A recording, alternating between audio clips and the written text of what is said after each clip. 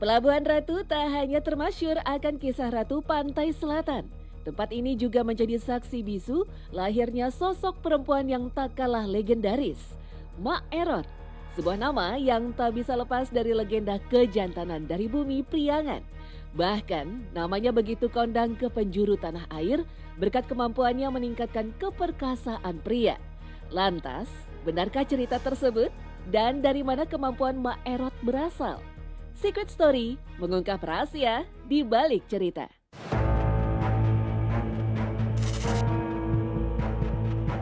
Kami pun menyambangi Kecamatan Cisolok, Kabupaten Sukabumi. Tepatnya di Kampung Cigadok, Desa Caringin. Kawasan ini memang sudah dikenal lama sebagai tempat reparasi vitalitas pria.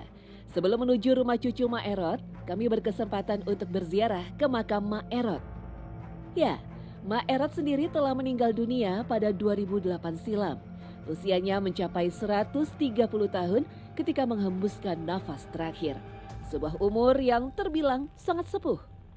Kendati Mak Erot telah tiada, warisannya tetap berlanjut sampai sekarang. Kini cucu dan cicitnya yang meneruskan tongkat estafet pengobatan sang nenek. Kami bertemu dengan Haji Saipudin, cucu pertama dari Mak Erot. Sebagai cucu paling tua, Haji Saipudin lah yang mendapat warisan ilmu pengobatan langsung dari Mak Erot. Kalau Pak Haji cucu paling tua. Tapi dari kecil Pak Haji dipegang Mak Erot. Dari bayi sampai keluar, sampai nikah, sampai dikasih sawah, Mak Erot yang ngasih. Di mata Haji Saipudin, sosok Mak Erot merupakan sosok yang bersahaja. Selain itu, Mak Erot dikenal sebagai sosok yang ringan tangan dan kerap memberi bantuan pada masyarakat. Oh, sifatnya mah pembawaan mama ya amis budi aja, seperti biasa-biasa aja. Orangnya baik, benar. Baik, bikin pondok pesantren, madrasah. Ini bekas madrasah Mak Erot, ini yang ini. Baik, benar. Haji Saipudin menyebut praktek pengobatan Mak Erot sendiri sudah berlangsung sejak masa penjajahan Jepang. Meski begitu, nama Mak Erot sebenarnya baru mulai booming di awal tahun 2000-an. Tetapi dari manakah sebenarnya kemampuan Mak Erot tersebut? Menurut Haji Saipudin, semua itu berawal dari sebuah ramalan. Orang ada yang ngeramal, Mak Erot punya ilmu, barang mati bisa bangun. Apa? Diingat-ingat 1 minggu. Ini kan jelas, ini jelas, murni, jelas. Diingat-ingat cuma 1 minggu. Ada apa? Oh, barang yang impoten, istilah bahasa di kota mah impoten, lamun bahasa di kampung mah peluh gitu. Itu, aja ada ngobatin, orang Banten diobatin Mak Erot, alhamdulillah sembuh. Tahu-tahu Kak dengar-dengar bangsa Cisolok, Pelabuhan, ya masih dekat-dekat di Cilengka. Noter dari kota, itu nyambung ke sini. Sejak saat itulah kemampuan Mak Erot dikenal bahkan sampai luar Sukabumi. Yang berobat pun berasal dari berbagai kalangan, mulai dari artis, pejabat, hingga warga negara asing. Bukan hanya mengatasi disfungsi seksual seperti lemah syahwat, impotensi, hingga ejakulasi dini, para pengunjung juga biasanya meminta untuk memperbaiki ukuran dari alat vitalnya. Haji Saipudin menyebut tak ada ritual yang rumit dari pengobatan ala Mak Erot. Awalnya pengunjung akan diurut simpul sarafnya dari area lutut hingga menuju ke perut. Lama pijatan berkisar 15 hingga 20 menit. Yang diurut itu saluran urat-urat. Kan alat vital semua juga, dina kaki semua.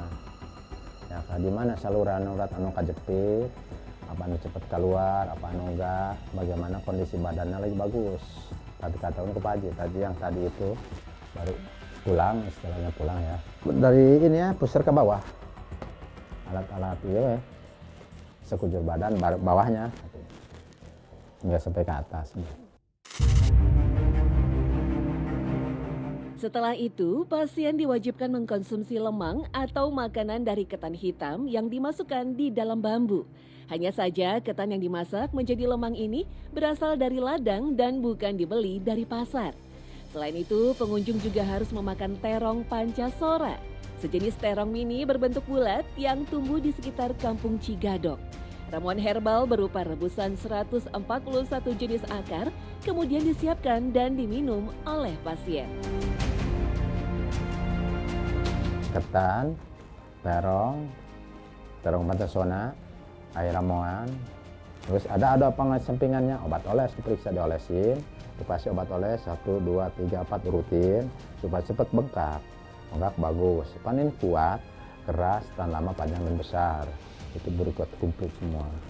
Kecuali total mati, yang dibangunin dulu. Tahu sama kayak ramuan yang lain lagi, dimantra sama pasien.